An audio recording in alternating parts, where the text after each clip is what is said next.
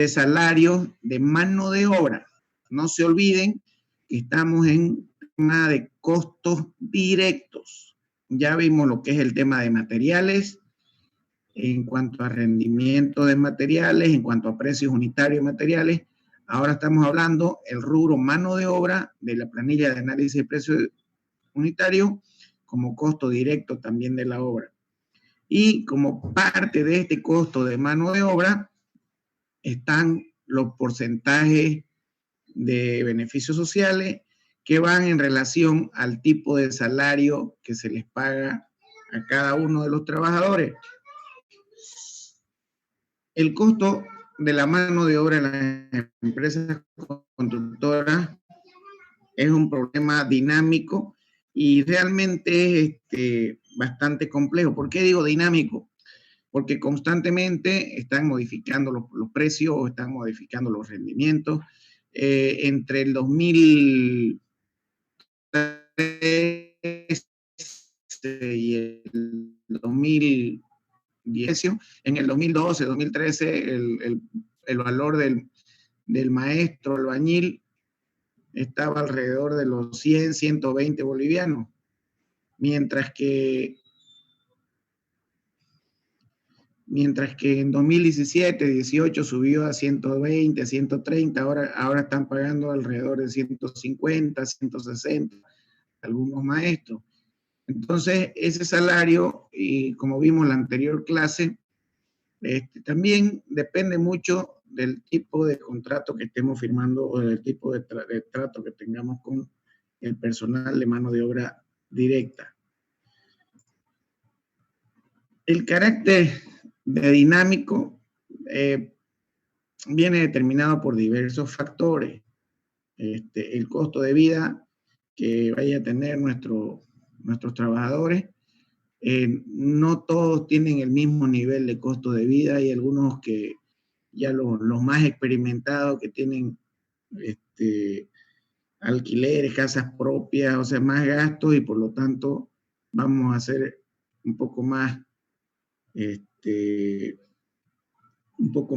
exquisito en el lenguaje, son más caros ese tipo de personal, principalmente los directores de obra, los capataces, perdón. También el costo de la mano de obra se lo determina también de acuerdo a la tecnología que utilizan los trabajadores. No es lo mismo, en alguna ocasión se tuvo una experiencia que vino un trabajador de España. En España todo prácticamente es con tecnología, no se hacen las cosas artesanalmente en España, y vino un trabajador a realizar trabajo de albañilería en obra. Entonces, y él juraba que acá en Bolivia el trabajo era como en España. Entonces, tenía que picar unos muros y bueno, pues cuando entró a obra vio que no habían las herramientas como en España para picar muros, que la picada de muro era a mano directamente para instalar algún tipo de tubería. Y bueno, se topó con esa sorpresa, ¿no? De que el trabajo acá en Bolivia tiene un carácter más artesanal todavía. En la mayoría de las empresas es así, ¿no? Entonces, por eso el tipo de tecnología que se pueda ocupar puede hacer abaratar o encarecer más el tema de la obra. El tipo de herramientas que se vayan a ejecutar o que se vayan a trabajar en la obra también influye mucho en el costo de la mano de obra, su rendimiento. Siempre que hablemos de mano de obra, vamos a hablar de rendimiento del trabajador o de rendimiento de los trabajadores. Otro factor que me hace alterar o cambiar prácticamente el costo de la mano de obra es qué tan compleja es nuestra obra, tanto en obra gruesa como en obra fina. Entonces, eso muchas veces los trabajadores prefieren darle una mirada a lo que es el proyecto para ver las posibles opciones de ejecución y en base a eso sea, estoy hablando, cuando me refiero a que prefieren darle una mirada a los planos, estoy hablando de contratistas, principalmente, ¿no? Un trabajador, un maestro albañil o un ayudante que va a solicitar trabajo, nunca va a pedir los planos. A ver, muéstrame los planos, ingeniero, para que yo trabaje en su obra. No, ellos van a meter, pero quien evalúa esa situación y principalmente me afecta al rendimiento de cada trabajador es qué tan compleja es la obra. ¿Estamos de acuerdo? No es lo mismo construir una casita de 2 pisos con todas las columnas bien distribuidas, que trabajar con una casita de 2 pisos que en su mayoría sea un voladizo y tenga puro losa. La primera que tenga losas de viguetas y la segunda puro losas encasetonadas. O sea, los rendimientos me van a variar en ese tipo de obras. Siendo un poco grosero con los ejemplos, ¿no? También lo que me hace variar el carácter dinámico de la mano de obra es el desarrollo de los procedimientos constructivos según los tipos de materiales que estén apareciendo. Por ejemplo, un ejemplo más reciente que se tiene, no es lo mismo trabajar una losa encasetonada con plastoform que trabajar una losa encasetonada con plastoform recuperable o encofrado para losa reticulada recuperable. Entonces son 2 tipos de materiales diferentes y por lo tanto van a tener un diferente tipo de rendimiento y por lo tanto un diferente costo unitario. La dificultad o facilidad de ejecución de la obra, que viene muy ligado al tema de la complejidad, qué tan difícil se puede tornar el ejecutar un proyecto. Entonces, la complejidad, por eso es que hay que estudiarse bien los planos, principalmente, hablemos de directores de obra, hablemos de capataces que tienen que conocérselo el proyecto al dedillo para en función a eso más o menos ver el tipo de rendimiento que va a utilizar la gente. La magnitud del proyecto, mientras más grande es el proyecto, si estamos trabajando con un contratista, mientras más grande es el proyecto, menor costo de mano de obra vamos a tener, los rendimientos se aprovechan mejor porque una vez agarran ritmo de trabajo las cuadrillas, se torna más sencillo, mucho más cuando la obra tiene un singular objetivo, tiene una similitud en cuanto a los niveles si hablamos de un edificio, ¿no? Y el tipo de relaciones laborales. Me ha tocado tal vez en algún momento estar con albañiles que no se podían ni soportar y eso hace que el trabajo se torne escabroso, hace que no haya ambiente de trabajo y por lo tanto eso me va a afectar directamente en el rendimiento. Cuando sucede eso, lo mejor que hay que hacer es votarlo a los dos o votar a uno y quedarse con el mejor, digamos, que se tenga. Lamentablemente es así, esa sería la solución, digamos, ¿no? Pero las relaciones laborales, principalmente en proyectos de gran envergadura, en proyectos donde van a estar bastante tiempo en un mismo ambiente laboral, estas relaciones laborales hay que cuidarlas al máximo. El riesgo o la seguridad en cada una de las actividades de ejecución de la obra. Eso es muy importante porque mientras el trabajador se sienta más seguro, mejor va a ser su rendimiento. Si el trabajador está inseguro y que puede ser peligroso y que no tiene los EPP adecuados, va a entrar con miedo a trabajar y por lo tanto el rendimiento va a disminuir. Por lo tanto, mientras nosotros brindemos las condiciones laborales en obra, vamos a tener mejores resultados en cuanto a rendimiento y en cuanto a costo unitario de la mano de obra. Y bueno, también no deja de tornarse un factor para la dinamicidad, digámoslo así, del costo unitario de la mano de obra o de los salarios del sistema de pago.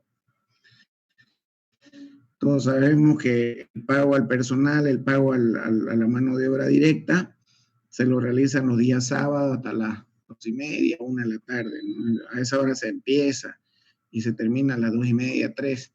Y también una experiencia que se ha tenido es que mientras se le cumpla al personal, todo marcha sobre ruedas.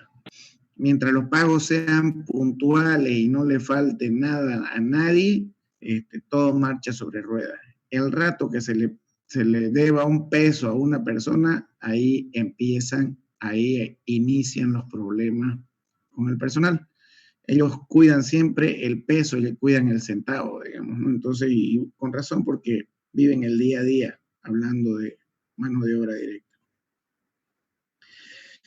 Y bueno, también no es lo mismo construir en época de lluvia, que en algún momento, ya creo que dije época de lluvia, empezamos más o menos en diciembre y terminamos en febrero, se puede extender hasta marzo, donde las lluvias son constantes y nos pueden perjudicar en muchas ocasiones y los rendimientos que tengamos nos pueden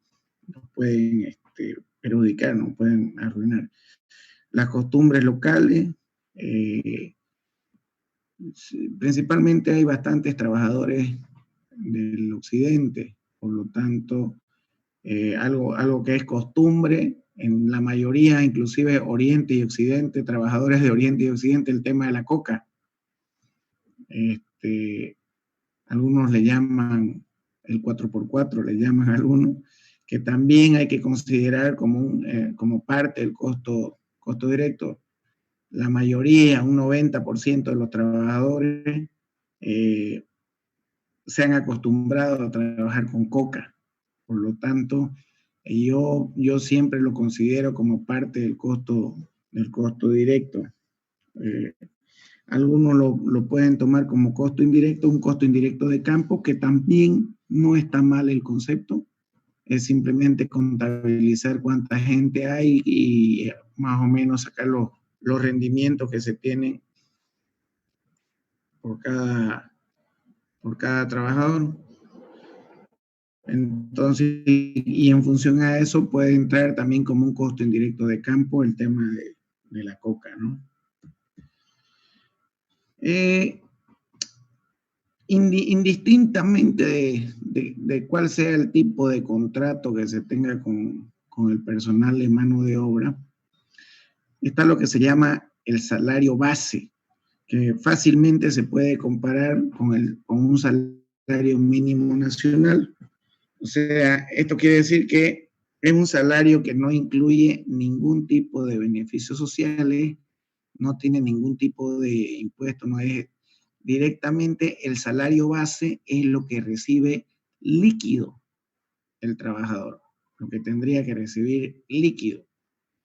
Entonces, es un concepto importante y me gustaría que lo vayan guardando en su cabeza, en su CPU.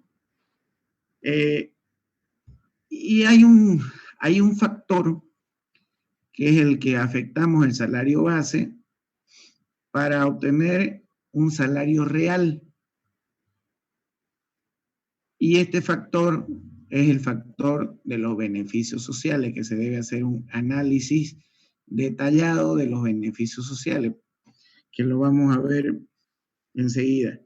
Aplicando al salario base este factor, obtenemos el salario real, que es lo que se le paga directamente al trabajador por 8 horas de trabajo. Es la suma que se le paga en efectivo al trabajador, incluyendo todos los beneficios sociales y todas las prestaciones que se le tenga que pagar a nuestros trabajadores. Alguien por ahí me irá a decir, pero ingeniero, un trabajador está por jornal y a destajo y eso no deberían recibir beneficios sociales. Pues no, reciben beneficios sociales. Ahora, es muy diferente que estemos trabajando con un contratista y nosotros directamente firmemos contrato con el contratista. Ya es el contratista el que debería encargarse de todos los pagos de beneficios sociales que se le tenga que hacer al trabajador. Entonces, siempre van a haber dos formas de trabajo. Una, cuando la empresa constructora o el ingeniero o el arquitecto esté trabajando con su gente, mano de obra, maestros, albañiles, todos inscritos en planilla, todos trabajando para la empresa o para el profesional. Y la otra forma de trabajo, la otra opción es cuando la empresa o el profesional que está construyendo contrate los servicios de un contratista de mano de obra, que es la persona responsable que maneja cuánta gente se requiere para cada proyecto. Esos son los dos temas que se presentan en la construcción. En la primera opción, en el cual la empresa tiene registrado maestros y albañiles y toda la mano de obra, ahí se deben pagar salario base y afectarle por el factor de los beneficios sociales por todos los trabajadores que tenga por proyecto. A nadie se le vaya a ocurrir tener personal inscrito en el Ministerio de Trabajo con planilla laboral y todo dentro de las instalaciones o dentro de la planilla de la empresa. Eso es ponerse la soga al cuello. Generalmente toda la mano de obra directa se la contrata por proyecto. En pasadas gestiones era más sencillo el trabajo con la mano de obra, con los trabajadores, porque uno agarraba directamente albañiles o ayudantes y bueno, ellos no se preocupaban mucho por conocer, simplemente les gustaba recibir su 1 de mayo y su aguinaldo, y con eso pare de contar. Entonces, pero ya a estas alturas del partido ya hay una gran mayoría de trabajadores que saben todos estos temas de beneficios sociales, principalmente cuando hablamos de obras grandes. En obras grandes ni que se diga, porque aparte del trabajador, viene el Ministerio del Trabajo, viene la alcaldía, viene todo el mundo a molestar, a fregar. No lo llamemos así, perdón, van a disculpar. Vienen a investigar o vienen a verificar si todo está en regla en la construcción que se está ejecutando. Hablando de obras grandes, obviamente, ¿no? En los términos legales de la Ley General del Trabajo, no existe ninguna cláusula, no existe ningún punto que obligue a las constructoras a elaborar una nómina de sueldo para este tipo de mano de obra directa. Nosotros por responsabilidad, o las constructoras o los profesionales independientes, por responsabilidad y control, es que en su mayoría llenan o tienen un formato de una planilla de pago de personal. Todos los contratistas, por ejemplo, saben qué personal asistió, saben qué personal no asistió, los días de trabajo, los días que descansaron, los días que se enfermaron, para llegó el fin de semana y proceder al pago respectivo. Todos los contratistas manejan eso. Y todas las empresas constructoras que manejan personal directo también manejan una planilla. El control de todas estas planillas es muy importante, principalmente para saber qué trabajadores, para llevar datos estadísticos, qué trabajadores son los que rinden, cuáles son los trabajadores que no rinden, e ir identificando poco a poco el tipo de gente con el que nos estamos rodeando para desarrollar cualquier proyecto. Tener también datos estadísticos nos sirve bastante para saber y poder calcular en una gestión o en una obra los costos de mano de obra directo que se tienen. Es muy importante saber identificar el tipo de proyecto, los metros cuadrados, la cantidad de gente para poder, y todos los datos necesarios que se tengan para su registro. Vuelvo a repetir, no es que la Ley General del Trabajo nos obligue a que haya un formato específico de llevar una nómina, una planilla de trabajador, no. Eso lo llevamos más que todos nosotros por control de toda la gente que está trabajando con nosotros. su actividad, a eso me refiero, como si los días que trabajaron, los días que no trabajaron, los días que llovió, los días que no llovieron. El número de trabajadores es muy importante siempre para poder identificar cuadrillas de trabajo y, en fin, inclusive el trabajo que está desarrollando cada cuadrilla. Cada empresa debe y tiene la obligación moral y la obligación y responsabilidad de su propio control de llevar una planilla laboral, y también se la podría llamar una planilla de rendimiento de cada gente, ¿no? Una vez con esta planilla, ahí recién podemos pensar en lo que dicen las normas, cuáles son las leyes aplicables. Una vez tenemos el personal, hablando en el caso de que la empresa constructora tenga su personal propio de trabajo, su mano de obra directa. Ahí ya hay que analizar cuáles son o qué dicen las normas, las leyes establecidas respecto a los pagos adicionales que hay que hacer a cada uno de los trabajadores. Estas planillas de control, también se las llama planillas de inspección. Es necesario que tengan algunos requisitos para su respectivo registro. Uno es la obligación de entregar a los trabajadores la participación de las utilidades que les corresponda en función con los días trabajados y los días percibidos durante el ejercicio fiscal de la empresa. Teóricamente, eso debería ser así, pero sinceramente no conozco empresa yo hasta la fecha en que tenga su planilla, su nómina o su planilla de inspección y las reparta a todos los trabajadores. Miren, señores trabajadores, tenemos esta planilla y por lo tanto tenemos estas utilidades y por lo tanto la vamos a repartir en todos los que están registrados en la planilla. Mentira.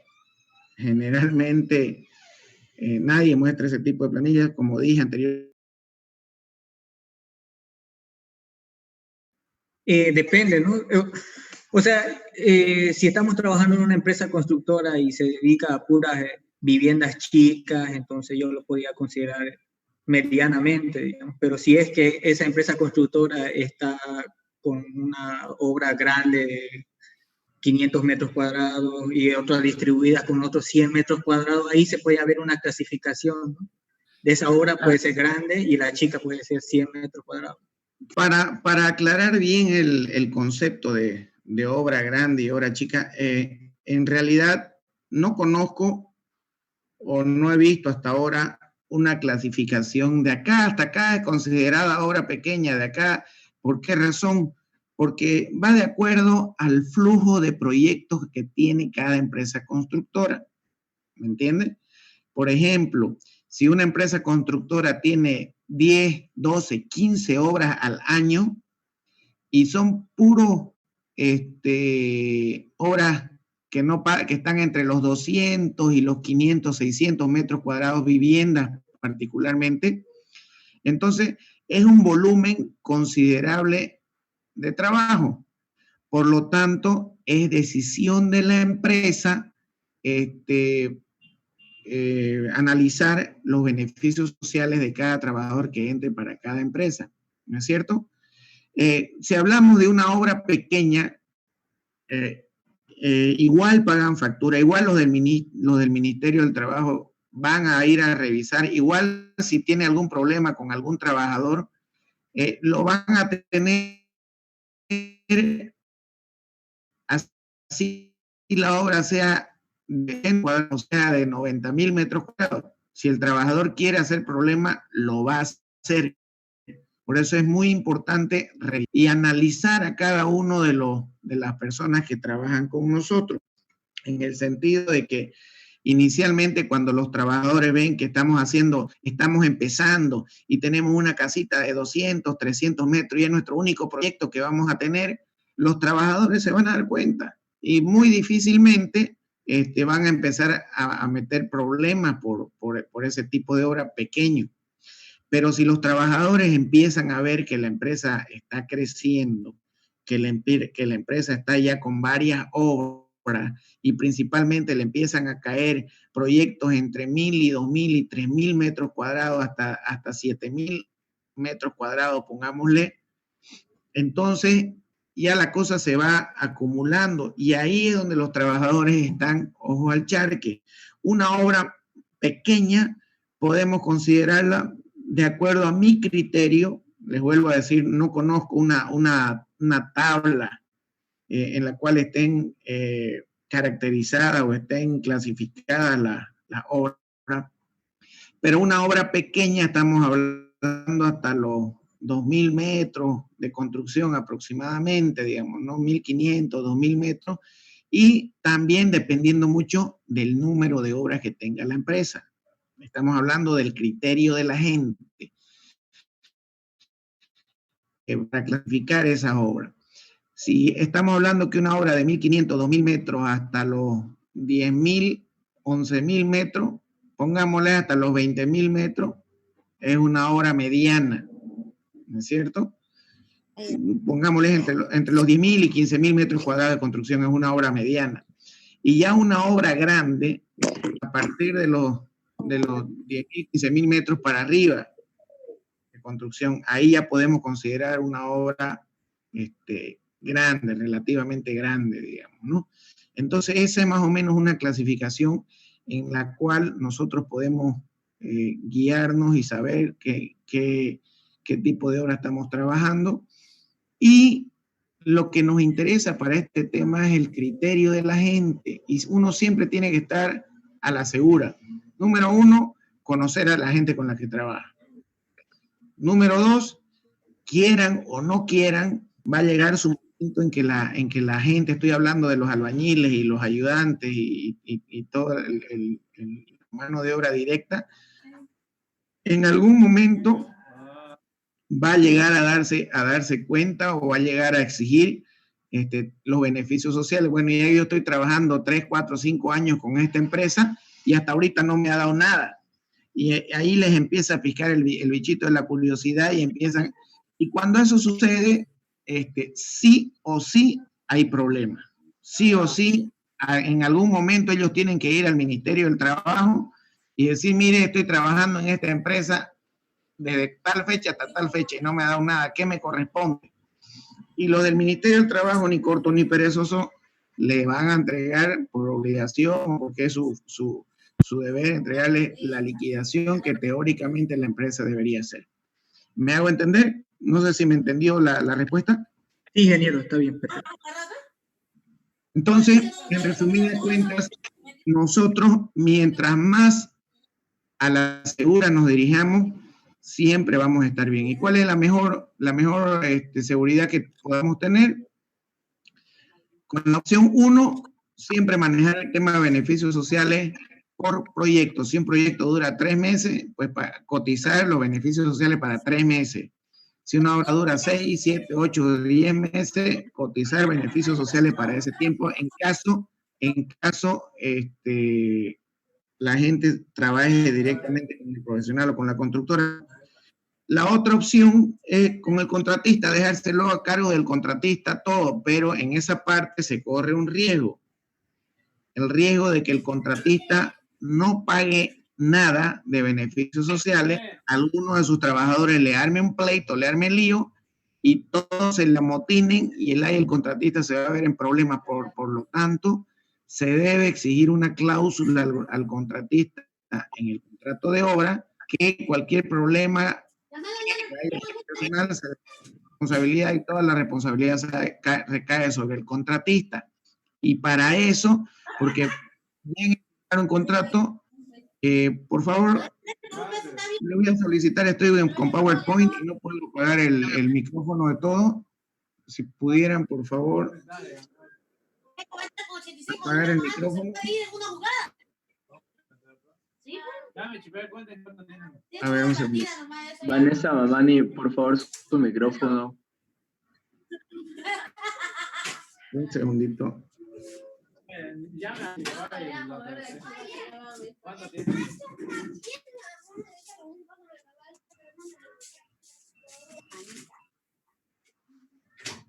Ya estuvo.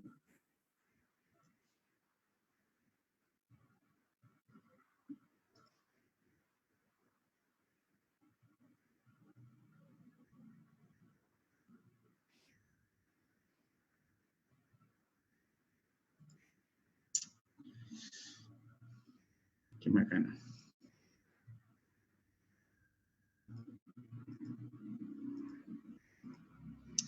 Bien, entonces, como les decía, depende mucho del tipo de personal que estemos con las dos opciones de trabajo. Después, cuando llevamos planillas de inspección, la obligación de entregar a los trabajadores su doble aguinaldo, era lo que les decía ya desde hace 14 años atrás o 12 años atrás, se viene, no, menos tiempo, se viene pagando este doble aguinaldo cuando sí lo requería el gobierno. Entonces todavía no hay ninguna normativa ni que lo haya eliminado, por lo tanto, sí o sí se debe cotizar este doble aguinaldo en proporción siempre a los días trabajados y al sueldo que tiene cada uno de los trabajadores. Cuando toque el tema de los beneficios lo vamos a ver más a detalle. El cómputo de las vacaciones, o sea, todos estos son puntos que nosotros debemos tomar en cuenta para elaborar nuestra planilla de sueldo para poder cotizar la mano de obra de un proyecto. Para efectos de descuento a los trabajadores, los impuestos sobre la renta, seguro social, todos estos términos los vamos a analizar enseguida nomás cuando veamos incluyendo los porcentajes que hay para que podamos tener nuestra correcta planilla de obra, planilla de pago de obra. La determinación de contribuciones sobre las nóminas, la obligación patronal de calcular y retener y integrar el impuesto sobre la renta, el provisional, en fin, todos estos valores los vamos a analizar enseguida. Cuando digo, dada la obligación patronal, existen dentro de lo que son beneficios sociales los descuentos laborales y los aportes patronales, que lo vamos a ver en un rato más. Si no es en esta clase, porque en esta clase no es tan necesario abocarnos a aportes patronales y descuentos laborales, porque estamos hablando que solamente vamos a pagar lo necesario para la mano de obra directa.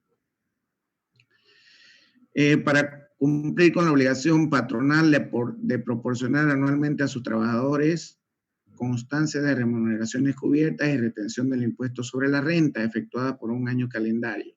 Esto más que todo es cuando tenemos trabajadores que sí o sí valen la pena que lo tengamos dentro de planilla. Un ejemplo que podría ser el salario de un trabajador que nos acompaña en todas las obras, entonces él podemos considerarlo como parte de la empresa y considerarlo su sueldo en cada una de las obras y de ahí sacar todos los beneficios sociales para ese trabajador o para un grupo de trabajadores también, ¿no? Entonces, y siempre, como le dije, necesitamos llevar un registro de absolutamente todos los pagos que se le haga al personal.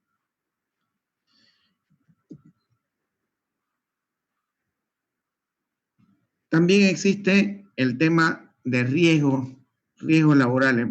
Dejando un poquito de lado el tema de la planilla laboral, existen algunos factores, como por ejemplo el riesgo de trabajo.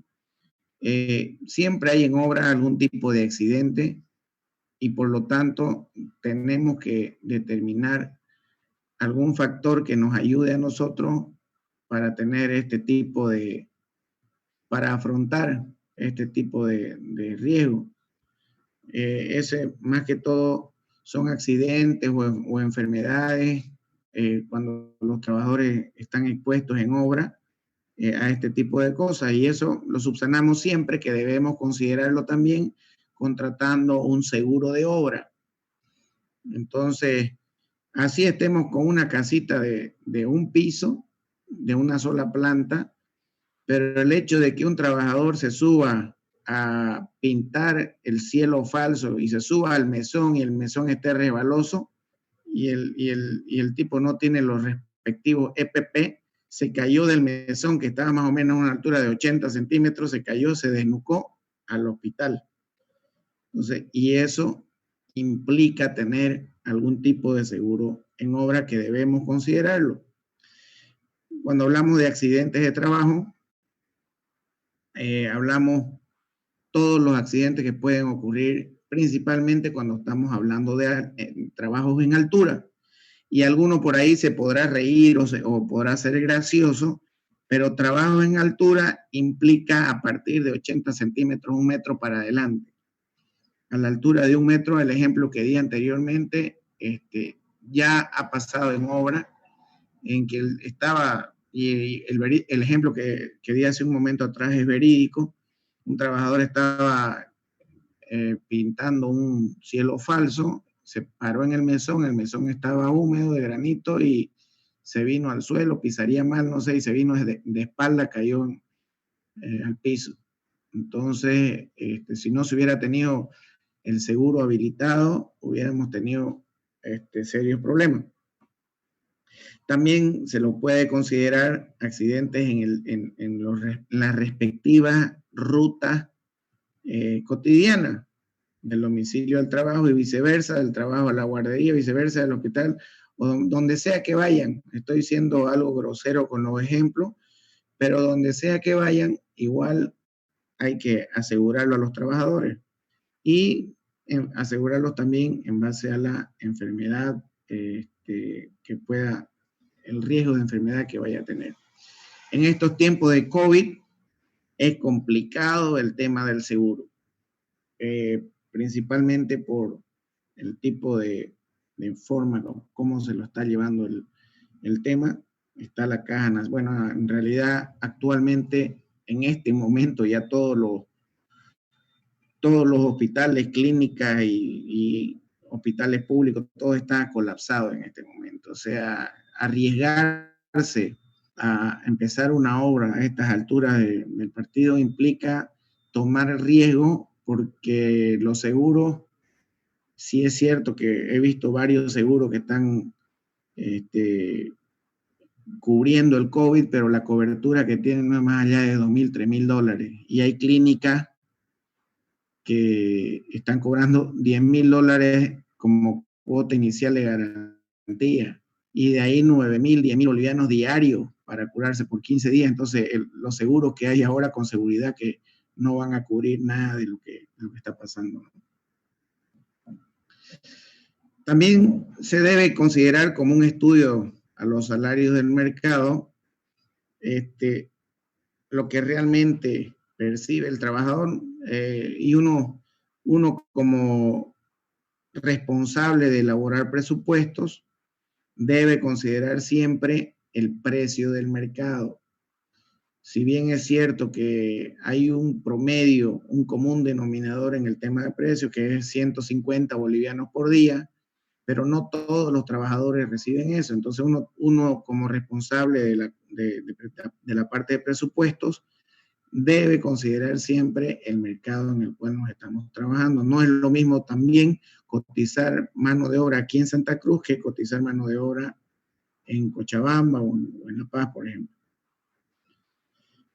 Ya mencionamos que los horarios de pago es hasta la 1 de la tarde los días sábados. Y bueno, y esta parte es importante. Todo el personal obrero con el que se trabaja, hay un buen porcentaje que prefieren, en vez de recibir sus beneficios sociales, que uno hay veces que hasta pierde el tiempo explicándole tu beneficio, van a hacer esto, y hay un elevado porcentaje de la mano de obra que en vez de recibir sus beneficios sociales, prefieren, no, ingeniero, págamelo en líquido nomás y dígame cuánto me va a tocar semanal. Entonces ahí ya viene a entrar la parte del trato que se tenga con los trabajadores. Lo más recomendable siempre sería firmar un contrato privado, lo más recomendable. Pero también echa la ley, echa la trampa, y aquí estamos en una situación en que hay que tener cuidado por todos lados, porque con un contrato firmado y entregarle una copia al señor trabajador, esto puede ir con esa copia de contrato al Ministerio del Trabajo y olvidarse de todo lo pactado, y mire, señora, yo trabajo con esta empresa, aquí está el contrato de trabajo, y ahí estamos ganándonos un problema. Entonces, no quiero ser negativo, ni quiero ser tampoco alarmista ni nada, pero siempre con el tema mano de obra hay que manejarlo con pinzas y tratar de estar siempre lo más apegado a la legalidad posible. Así no vamos a tener ningún tipo de inconvenientes ni ningún tipo de problemas con nadie.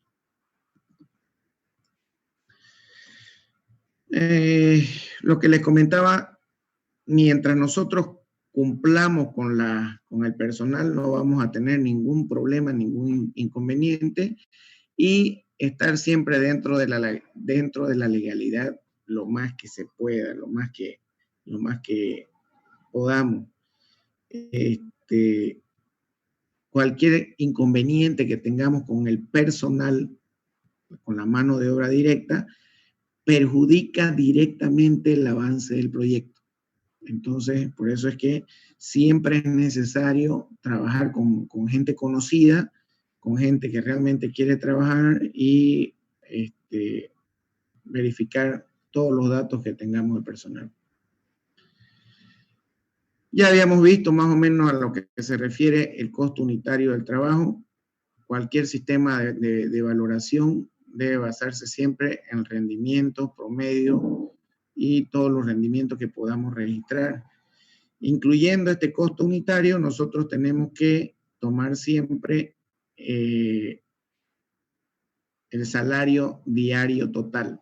O sea, cuánto es lo que vamos a negociar con el trabajador. Y es muy importante, si vamos a entrar en una negociación con el trabajador o con los trabajadores que tengamos, explicarles si dentro de su salario diario total van a estar sus beneficios sociales o va a ser aparte. En eso hay que ser muy, muy enfático y muy claro, ¿no? ¿Sabes qué? Yo te voy a pagar semanalmente tanto, 150, 160, 170 bolivianos, y ahí va a estar incluido tu beneficio social.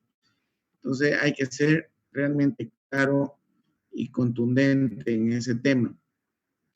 Yéndonos más al tema de los beneficios sociales, bajo el Ministerio de Trabajo dictó una resolución ministerial en fecha 23 de septiembre del 2004, en el cual, dentro del marco legal de todo tipo de contratación realizada por el Decreto Supremo 27328, los que gusten pueden ingresar a internet y buscar esta resolución ministerial y el Decreto Supremo, en el cual el contenido mínimo, fíjense que dice contenido mínimo, o sea, no nos exige, esto tiene que ser así, pero sí nos exige ese Decreto Supremo como mínimo un formato que nosotros lo podamos validar, parámetros de cálculo para la incidencia de cargas sociales, y que deben estar insertos en los pliegos de especificaciones técnicas.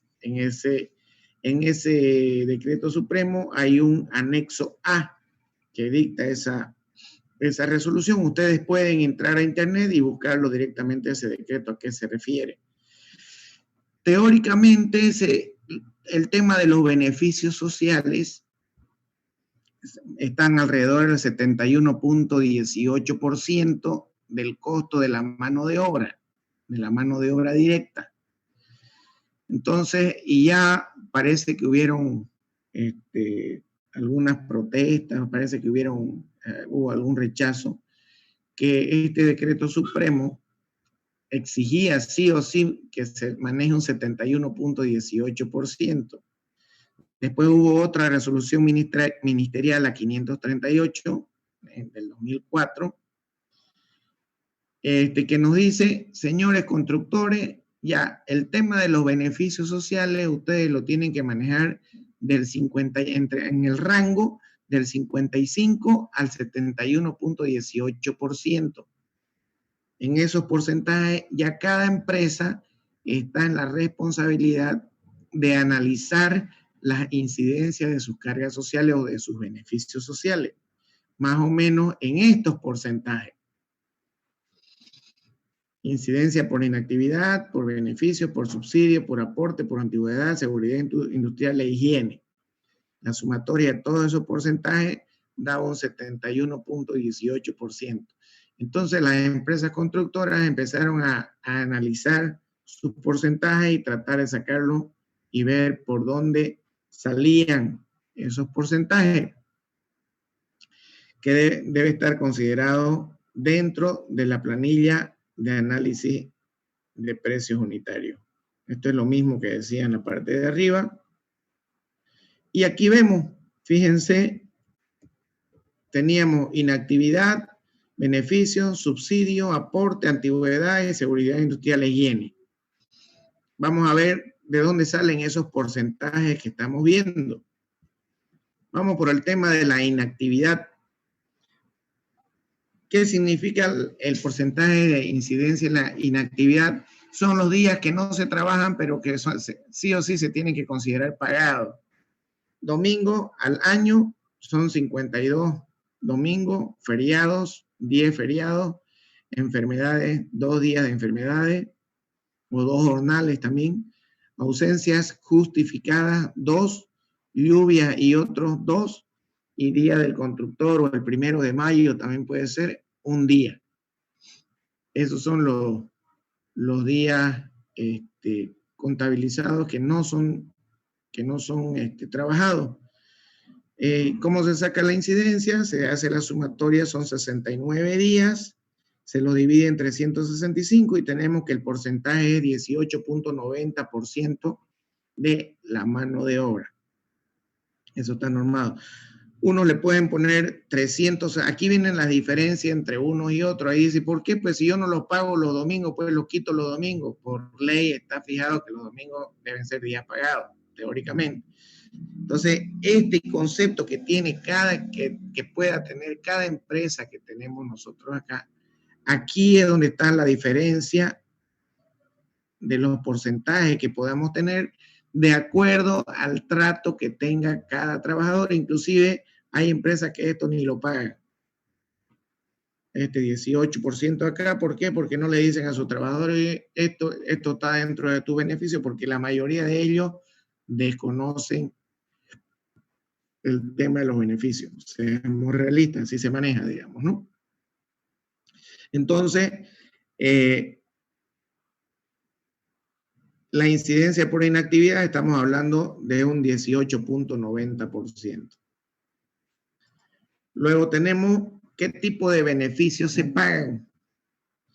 Aquí solamente estoy contando un solo aguinaldo, debería ser 60 días acá, que son beneficios que se trabajan, la indemnización, 30 días, vacación, 15 días, desahucio, no se le paga ni desahucio ni prima a los trabajadores, eso no se le presupuesta porque recién cuando el trabajador haya cumplido un año de trabajo mínimo, ahí se le puede pagar desahucio y prima y todo, pero estamos hablando que la mano de obra directamente se la contrata por proyecto.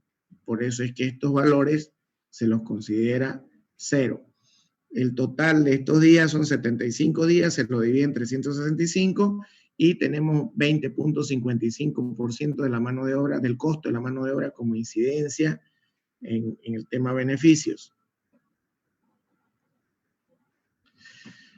Luego tenemos incidencia de los subsidios. Este tema es muy importante y debemos prevenirlo porque subsidio, si tenemos un trabajador que por un proyecto que va a durar más de 8 meses, 9 meses, y lamentablemente cuando entró a nuestra empresa, entró para ese proyecto, entró con su mujer embarazada, el tipo sí o sí va a pedir algún tipo de estos subsidios. Entonces nosotros tenemos que tomarlo en cuenta y hacer una previsión, se le llama. En contabilidad se le dice previsionemos, hagamos una previsión de los subsidios. Tenemos el de prenatalidad, que me dice que es la entrega de una asignación mensual de leche entera, de derivados lácteos y sal yodada por un equivalente a un salario mínimo nacional durante los últimos 5 meses de embarazo. Por ahí uno de otros trabajadores le decía, embarazó a su mujer y cuando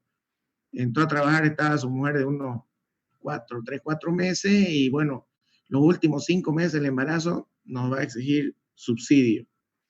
Entonces, ahí tenemos que es un salario mínimo de 2.040 bolivianos por 5 meses de duración, y porcentaje de obreros más o menos son 510 bolivianos anual por obrero. Luego tenemos la natalidad, el subsidio de natalidad, la entrega al beneficiario de un pago único equivalente a un salario mínimo nacional por el nacimiento de cada hijo. Ese salario, nació el niño, y hay que contarle, hay que pagarle un mes de salario.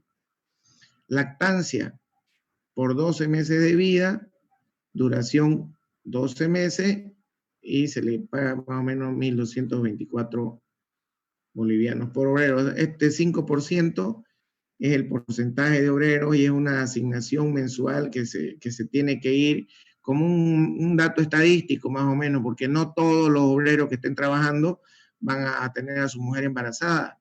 No todos los obreros que estén, más o menos es una consideración mensual que se tiene que, anual, que se tiene que hacer por trabajador. Sepelio, si a alguno de los trabajadores se le murió algún hijo, entonces se le da un salario mínimo correspondiente a un salario mínimo nacional. Tenemos más o menos 1.938 bolivianos por obrero que tenemos que revisionar. No, vuelvo a repetir, no es que todo el 100% de los trabajadores tengan este beneficio. Estamos considerando que un 5% es un valor aceptable para alguno que pueda tener, y este es el valor. Si tenemos 100 trabajadores, tenemos que considerar el valor 100 multiplicado por 1938 para tener ese dinero ahí guardado por si a a más de uno se le ocurre va a estar con su esposa embarazada, ¿no? Con su concubina principalmente. Y luego tenemos esta ponderación de cada uno. Si tenemos, por ejemplo, esta ponderación fue para 30 trabajadores. Estos son los trabajadores que estamos en obra, su salario por día, el salario mensual y el porcentaje de obreros que hay en cada obra. Va a tener, de acuerdo al porcentaje, vamos a tener un salario ponderado por mes. Este salario ponderado por mes lo multiplicamos por 12 y vamos a tener 30.600 bolivianos en el año. Estamos sacando de manera anual, pero tenemos que prorratearlo por proyecto. Entonces sabemos que si es anual, 1.938 bolivianos anual dividido entre 30.600 es aproximadamente un 6.33%. Entonces, de acuerdo a esa situación, la incidencia por subsidio es un 6.33% de la mano de obra. Aporte a las entidades. Esto tiene mucho que ver con el tema del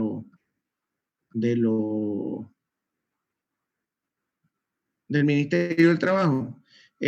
Otra situación, por ejemplo, hay empresas o profesionales que 6.33 directamente esto no lo toman en cuenta o no lo previsionan, y quizás lleguen a algún entendimiento, algún acuerdo, ya tendrán su forma de... Entonces, eso también, hablando siempre de obra privada. En obra pública, sí o sí se tienen que considerar los porcentajes. Ya la empresa o el ingeniero especialista o el ingeniero responsable de los presupuestos para una obra pública ya verá qué tipo de porcentaje es el que utiliza para sacar los porcentajes ponderados, para sacar los porcentajes de incidencia, si es 5%, ya verá el responsable, el encargado para presupuesto, tiene que ser muy criterioso para el manejo de estos valores en obra pública, porque de lo contrario, si manejan mal estos porcentajes, su proyecto le puede salir elevado. Luego tenemos los aportes a entidades patronales. Esto también, hablando de obra pública, es dentro de los porcentajes que se tienen que pagar.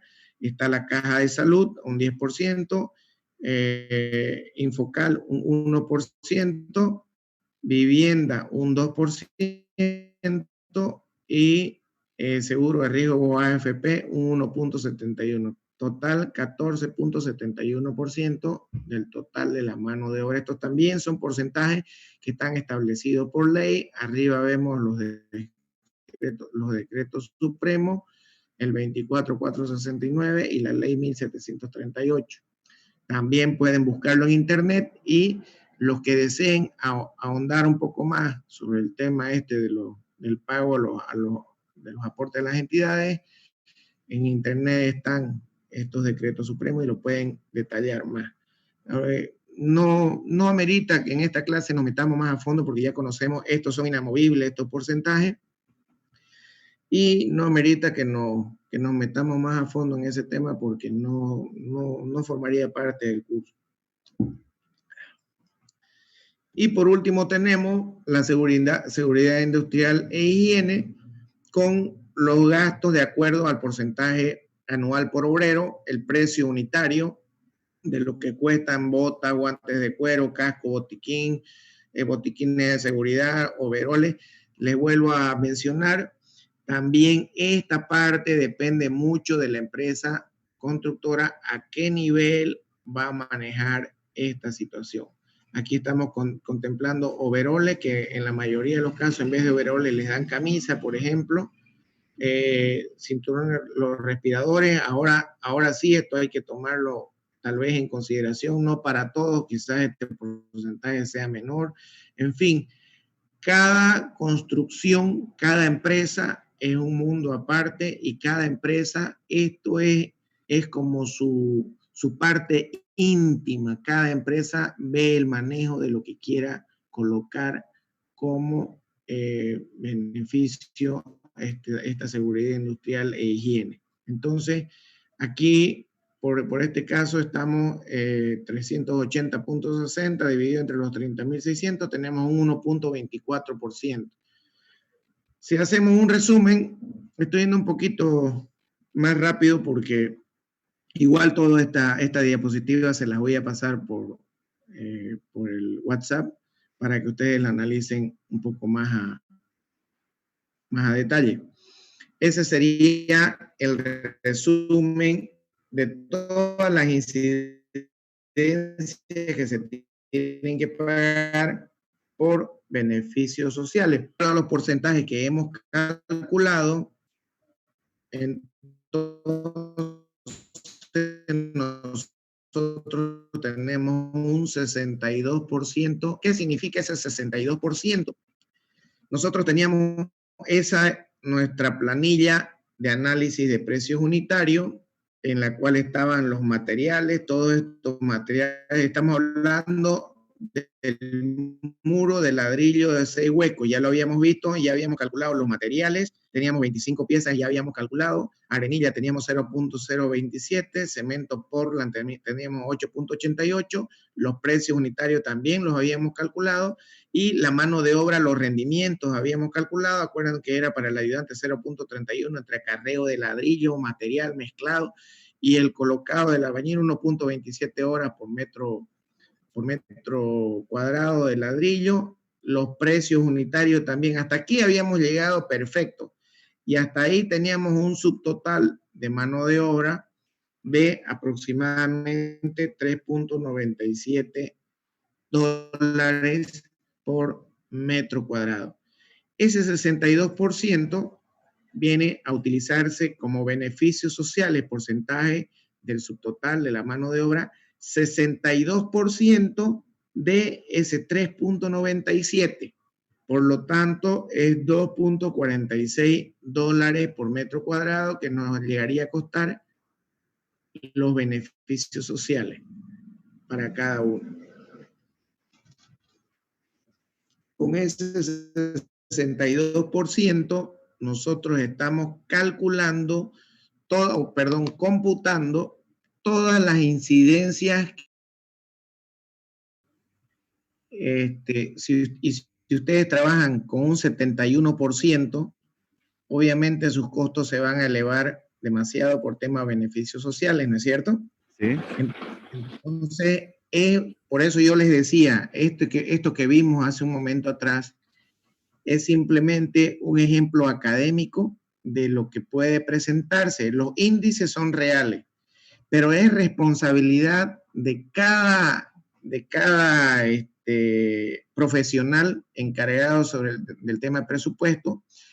Tiene que estar en coordinación también con su contador, porque el contador también es el que dice, mire, ingeniero, y si esto lo ponemos así, y si este porcentaje, y tienen pues sus jugadas en todo momento, ¿no es cierto? No le llamemos jugadas, suena muy feo jugadas. Tienen sus criterios y sus conceptos cada persona, ¿no es cierto? Y efectivamente la mayoría de las empresas le ponen un 55%, se van al mínimo, pero porque o tienen algún trato con sus trabajadores o le obvian algo a los trabajadores o directamente ellos dicen, bueno, si tenemos algún problema, tenemos el abogado y bueno, nuestro abogado debe estar dentro de nuestro costo de indirecto de oficina central, por lo tanto está pagado el departamento el departamento legal que nos puede ayudar si es que hay algún problema con los trabajadores. ¿Me entienden?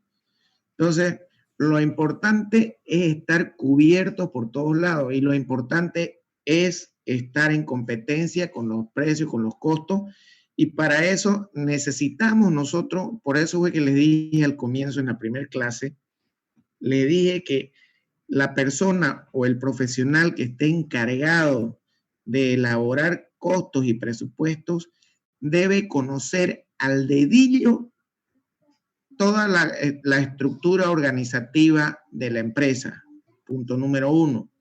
Debe conocer al dedillo toda la estructura organizativa de la mano de obra, el contratista, qué poder tiene el contratista sobre la gente, si efectivamente yo siento o el trabajador desconfía de el responsable o el director o el gerente desconfía de la gente con la que está trabajando y tiene que irse a la CEO. En fin, tiene que tener todos los cabos atados.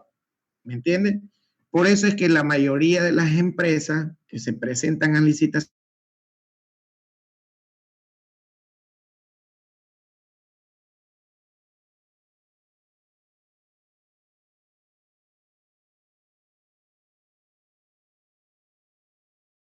que por ley se deben pagar. Entonces, es un trabajo que se necesita dominar bien la organización estructural administrativa de la empresa en la cual se está trabajando.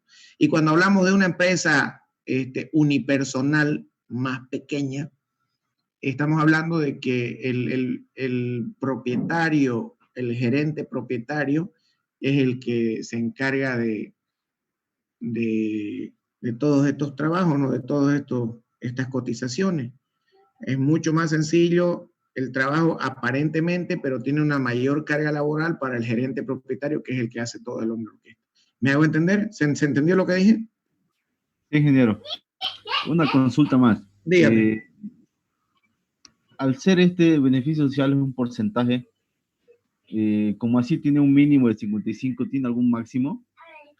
71.18%. 71.18%. Muy bien. Es el máximo que se puede manejar. Ahora, en proyectos privados se maneja de una forma totalmente diferente. Lamentablemente estoy grabando el curso y me hubiera gustado contarles alguna anécdota, pero no se puede. Pero hay empresas que contratan directamente contratistas. Si estamos hablando de un proyecto grande, privado, que no sea un proyecto público, trabajar con el contratista implica darle esta responsabilidad de los beneficios sociales al contratista y nosotros encargarnos únicamente de darle apoyo al contratista por cualquier problema que pueda haber. En ese caso, también hay que considerarlo como costo y qué sé yo, se puede llegar a un trato con el contratista, con la persona que nos va a hacer la mano de obra, de decir, oye, poneme vos la gente y yo de los beneficios sociales que tengas te voy a pagar un 10%, un 15%, un 20%. Entonces, y si el contratista acepta, sí, ingeniero, lo acepto, yo me encargo del resto, usted págame lo que me corresponde de ese 55%, usted págame el 10, 15, 20%, estamos sobre eso, y eso es lo que presupuesto. ¿Me entiende? Sí, ingeniero. Perfecto. Entonces, como le dije al comienzo, son dos formas de trabajar que se pueden hacer. Y muchas empresas, porque no saben, bueno, la verdad desconozco, no sé si es porque no lo sepan o no sé si es porque no quieren, la verdad que no lo sé, pero desconocen esta situación para obras, para empresas, obras privadas, y le plantan el 55%, y si hay invitaciones de empresas para obras privadas, hay empresas que le plantan el 55%, me estoy yendo al mínimo, dicen, y sin embargo las otras que tienen más experiencia, están trabajando con contratistas, hacen mejor su análisis y le dicen, oye, contratista, te pago a vos un 10%. Meta, ingeniero, contarle que ganemos la hora, ya yo me encargo de la gente. Entonces, una que le puso el 55% contra una que le pone el 10%, ¿cuál cree que va a presentar mejor precio? Obviamente, la que no paga beneficio. No, sí lo paga. El contratista es el responsable. Pero es mínimo, ¿no? Claro. Pero estamos hablando de que la empresa va a aportar con un 10% de la gente que contrata el contratista, ¿no? Es un trato que se puede. Entonces, llegar a ese nivel, llegar a ese punto, es una jugada que la hacen empresas ya con bastante experiencia y que tienen gente de confianza trabajando ya bastante tiempo, ¿no es cierto? Sí. Pues bien, jóvenes, vámonos al otro tema ahora. Ya tenemos hasta ahí los materiales, tenemos la mano de obra, ya tenemos analizado para esta obra los beneficios sociales que vamos a tener y toca ahora el porcentaje del impuesto sobre la mano de obra. Cuando hablemos de la parte de impuestos mucho más adelante, ahí vamos a hablar lo que es crédito fiscal y débito fiscal. ¿Me entienden? Yo cuando avanzamos el tema de los materiales, les dije que estos precios de acá deben ir con factura, debieran ser precios facturados. ¿No es cierto? Y aquí el IVA, como generalmente hasta hace un tiempo atrás la mayoría de los contratistas no daban factura, o si daban factura nos chantaban el 16% de cajón. Entonces nosotros tendríamos que cobrarle a nuestro cliente también un porcentaje del IVA de esa mano de obra, más o menos como recuperando el IVA. Les vuelvo a repetir, más adelante cuando hablemos del tema impositivo, vamos a ver lo que es el crédito fiscal y el débito fiscal.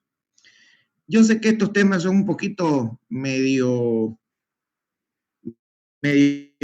confusos porque, como mencioné en algún momento, nosotros somos ingenieros civiles y estos temas contables son fáciles, pero para nosotros los ingenieros civiles no sé por qué razón, y creo que también para los arquitectos, no sé por qué razón, pero se tornan algo confusos alguna vez. Pero vamos a hablar que el porcentaje que nosotros colocamos acá como IVA es un porcentaje que nosotros estamos cobrando al cliente para poder recuperar el IVA y poder pagar el IVA. ¿No es cierto? ¿Y cómo lo contabilizamos? Aquí me gustaría, por favor, que me presten bien atención porque lo voy a explicar de dos maneras. Una, a través de números, y otra a través de criterio. Veamos el tema de número.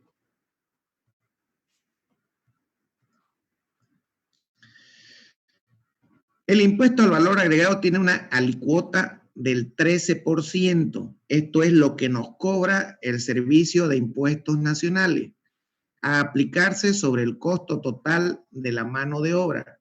Cuando yo hablo costo total de la mano de obra, estoy refiriéndome directamente a lo que es mano de obra directa más beneficios sociales.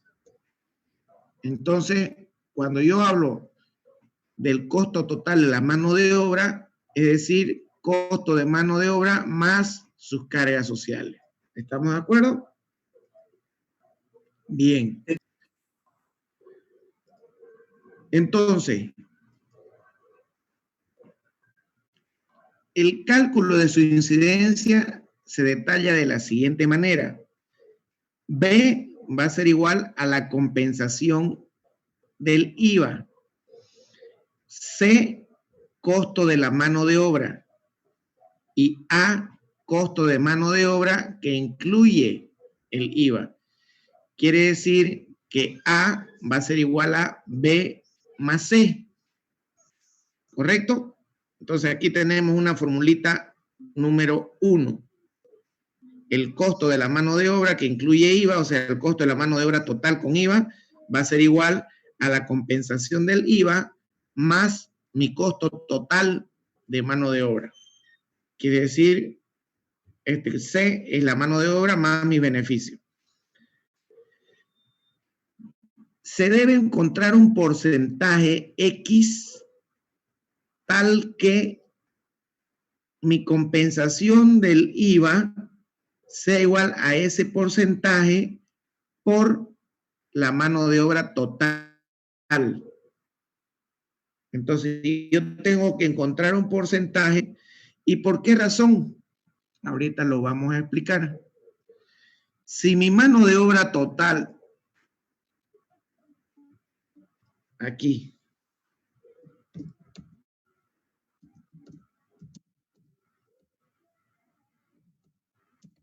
si mi mano de obra total, hablando del análisis de precios unitarios, es 7.56 dólares, ¿no es cierto? Y yo a eso le cobro el 13%, IVA, porcentaje 13%. Y agarro y digo, señores, señor cliente, yo le voy a cobrar el 13%. Un segundito.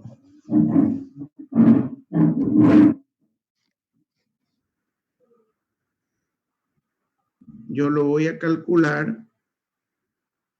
Estamos 7.56 por 0.13%. 7.56 por 0.13. Me sale 0.98 dólares. Perdón, boliviano. O dólares, perdón. ¿No es cierto? Y lo sumamos todo, más 7.56. Vamos a tener que esa actividad me va a costar 8.54 dólares. Qué perfecto, qué belleza, ¿no es cierto? Entonces va a venir impuestos nacionales y me va a decir, ingeniero, usted tiene que pagar sus impuestos el 13% de su mano de obra. Pues bien, viene el SIN, Servicio de Impuestos Nacionales, y me cobra el 13% de impuestos. Entonces, yo agarré a ese 8.54 por 0.13 y me está cobrando impuestos nacionales 1.11 dólares. A la pinta. yo a mi cliente le cobré 0.98 y viene impuestos nacionales y me cobra 1.10. Aquí es en decimales la sacada, pero sí, recuerden que este es un costo unitario. Si esto lo multiplicamos por 1.000, por 2.000, por 3.000, por 5.000, ya se hace plata. Y eso en una sola actividad, imagínense en 1.000 actividades. Entonces, ahí yo estoy perdiendo plata. Vuelvo a repetir otra vez, si esta es mi mano de obra total, mano de obra directa más mis beneficios sociales, y yo a mi cliente le cobro el 13% de eso porque yo soy responsable y tengo que pagar mis impuestos, el 13% de este 7.56 me sale 0.98. La suma de los dos es mi precio total de mano de obra. Va a venir impuestos nacionales y de ese total de mano de obra me va a sacar el 13% y me va a cobrar $1.10, $1.11, 1.11 dólares. Y yo le cobré a mi cliente 0.98 a la pinta, entonces eso no está cuadrando y voy a perder dinero. Entonces, por esa razón es que esto que cobramos nosotros no es el 13%. A ese valor de acá nosotros le llamamos X. X. X por C es lo mismo que estamos haciendo acá, X por C. Tenemos que encontrar este valor. ¿Me entendieron perfectamente? Sí, ingeniero. Sí. Bien, vamos perfecto por ahí entonces. Entonces ya sabemos que este valor X es nuestra incógnita que tenemos que encontrar. Si seguimos adelante, pero también sabemos que ese valor de B, la compensación del IVA del 13% del costo de la mano de obra, también es lo que nos va a cobrar impuestos nacionales. B también es 0.13 de A. Entonces, para hacer esa compensación, lo que tenemos que encontrar es X.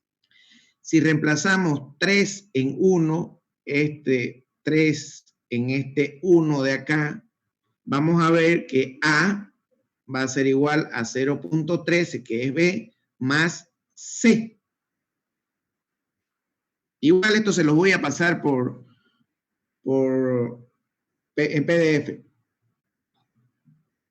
Por lo tanto, mi mano de obra va a ser 0.87 del costo total. Hasta ahí vamos correcto. Y ese le llamamos número 4. De la ecuación 2, de esta ecuación que tenemos acá, B igual a X por C, reemplazamos 3 en 4. Esta ecuación la reemplazamos en esta de acá. Y obtenemos 3 en 4, esta en 4, en esta de acá. Y de ahí obtenemos que despejando X de la ecuación 2, tenemos el valor de X. Por lo tanto, X va a ser a 0.1494. Por lo tanto, mi incidencia por IVA va a ser 14.94%. Vámonos al ejemplo que les daba hace un momentito atrás. Si mi mano de obra es igual a 7.16, creo que era, dólares, estamos hablando de que es costo unitario, mano de obra total, más mis beneficios sociales. Y si nosotros como IVA pagamos un 14.94%, vamos a tener que 7.16 por 0.1494, 1.069 dólares. Entonces, sumamos todo eso y vamos a tener 1.070, perdón, aquí. Bueno, ya decimales más, decimales menos. Más 7.16 8.23. Vamos a tener que la suma de eso vale 8.23 dólares.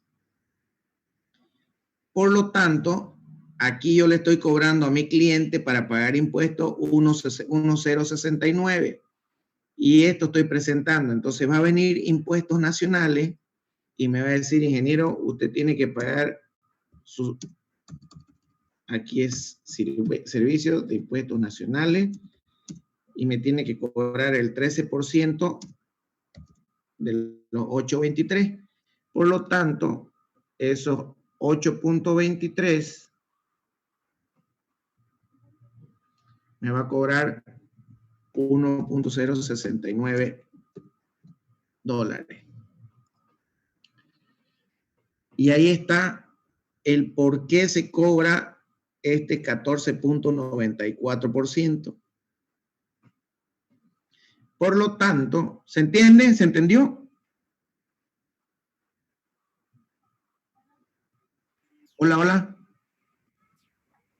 Están un poco confusas las ecuaciones, yo creo que es un poco más de análisis nomás. Sí, por eso les digo, es sencillo. Esto se los voy a pasar a ustedes para que lo estudien y lo comprendan bien. Por eso es que este es el tema de ecuaciones y esta es la forma de cómo qué significa cada cosa. Les voy a explicar no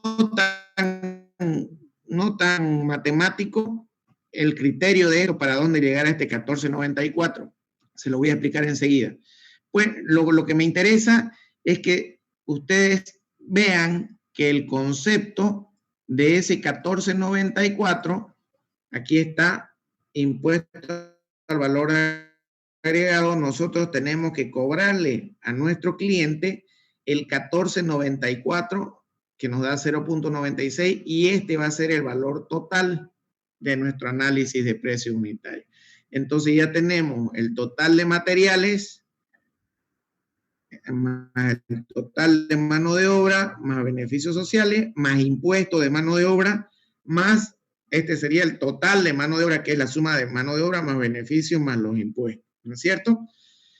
¿Cuál es la otra forma menos matemática que se puede calcular este 14.94? De la siguiente manera. Si yo tengo este valor de acá, este primer parcial de 3.97 más 2.46 va a salir igual a 3.97 más 6.43 dólares. Me voy a apurar porque... Entonces, este 6.43 yo puedo calcular directamente el 740. ¿Cómo? A través de la compensación del IVA. ¿Y cómo se llama esa compensación del IVA? Ese 6.43 lo divido entre 1 menos el IVA, el complemento. Entonces, ese complemento me va a dar 6.43 dividido entre 0.87, 7.40 dólares. Entonces, de aquí, de este costo de mano de obra más los beneficios sociales, que es 6.43, lo divido entre el complemento 6.43 entre 0.87 y obtengo el costo total de la mano de obra. ¿Qué porcentaje le incrementé a eso? Bueno, divido 7.40 dividido entre 6.43 y voy a tener dividido entre 6.43 y voy a tener 1.1494. Entonces, le estoy aumentando 14.94, que es este 14.94 que tenemos acá. Esa es la manera más rápida de explicar las ecuaciones que vemos arriba. Por lo tanto, yo a este porcentaje de acá le tengo que incrementar 14.94%. ¿Se entiende? Sí, ingeniero. Alguien que no hubiera entendido el tema. Está claro, ingeniero. Hablen Así como ahora hace o el callen arreglo para siempre. así como se hace el arreglo para sacar el impuesto de valor Bien. agregado como precio unitario, también se lo debería hacer entonces al IT, al impuesto por transacción. El IT, aquí a la mano de obra solamente nosotros computamos el impuesto al valor agregado. El IT se lo cobra a lo último. Una vez hubiéramos cobrado ya los costos indirectos, los gastos generales, más las utilidades, más los costos financieros, más todo eso, ahí recién se cobra el IT y lo vamos a ver más adelante, pero tiene el mismo concepto. Este Exacto. mismo concepto que tenemos acá. Muy bien. Cuando veamos, como les digo, cuando veamos la parte impositiva, ahí vamos a ver a qué se refiere. ¿A qué se refiere el IT? ¿A qué se refiere con el IVA total? Les voy a mostrar cómo se debiera trabajar una planilla. Eso no forma parte del Excel y no hay un libro. Eso lo vengo yo analizando ya hace unos cuantos años atrás.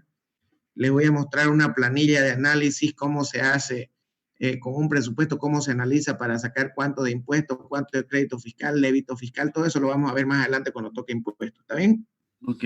Una consultita más, ingeniero. Sí, Dígame. rapidito. Como le decía anteriormente, en las normas SAP y en algunos otros programas de cálculo de precio unitario manejan como parámetro el 13%, ¿verdad?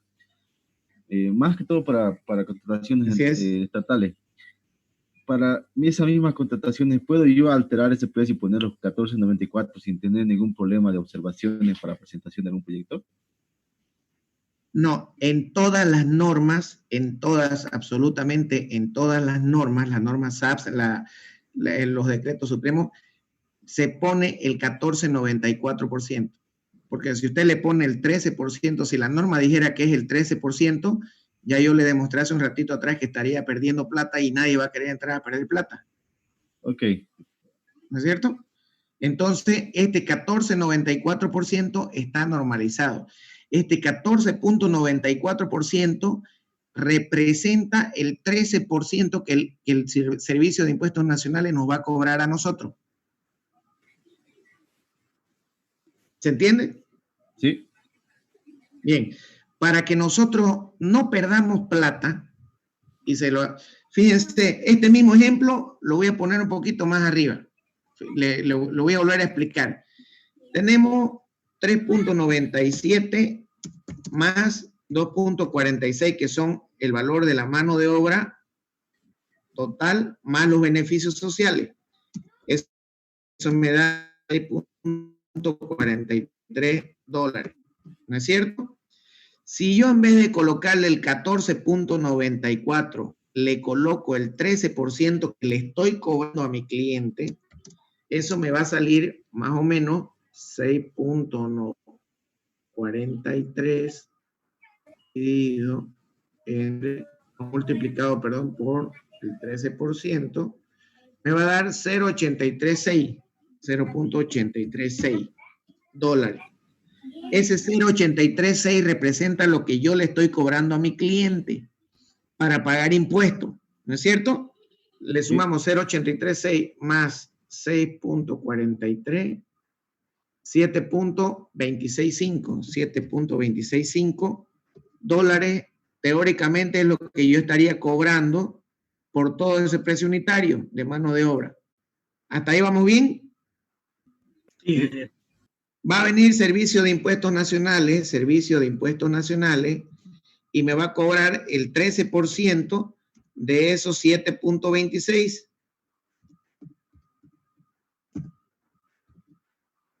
¿Y cuánto tengo? 13% de esos 7.26 y el Servicio de Impuestos Nacionales me va a cobrar 0.944 dólares. Entonces, esto es lo que yo le cobré a mi cliente. Esto es lo que yo le cobré a mi cliente para pagar impuestos. Y esto es lo que me está cobrando el SIN. ¿No es cierto? Si hacemos una suma y resta de esto, el SIN me está cobrando más a mí de lo que yo estoy cobrándole a mi cliente, hablando en nuestro idioma. Pero en cambio, si yo en vez de aplicarle el 13%, le aplico el 14.94%, vamos a tener, fíjense, de 6.43, apliquémosles el 14.6.43 por punto 14.94. Voy a cobrar 0.96 acá. Y voy a tener 0.96 dólares. Entonces, 6.096, este más este, o sea, la mano de obra directa, más los beneficios sociales, más lo que yo estoy cobrándole a mi cliente, me da 7.40. Entonces va a venir impuestos nacionales y me va a cobrar el 13% de esos 7.40. Me va a salir, aquí lo voy a poner ya, el SIN me va a cobrar el 13% de 7.40. Y eso me va a dar 0.96 dólares. Y aquí está. Yo le estoy cobrando a mi cliente 0.96 dólares para que me salga este precio y va a venir el SIN, me cobra el 13% de estos 7.40 y se hacen igual 0.96. No estoy ganando ni estoy perdiendo. ¿Se entiende? Por lo tanto, este 14.94 viene en todas las normativas de costos y presupuestos que nosotros tengamos en el Estado boliviano. Ok, ingeniero. Me toca revisar un poco más entonces. Bien, de todas maneras, este es un tema, como les digo, ahorita yo se lo explico así bonito, pero o sea, es un tema contable, es un tema de manejo de impuestos, que nosotros tenemos, a mí me costó entenderle esta situación, me costó por lo menos unos 2 años. Yo estoy tratando de explicárselos a ustedes de una manera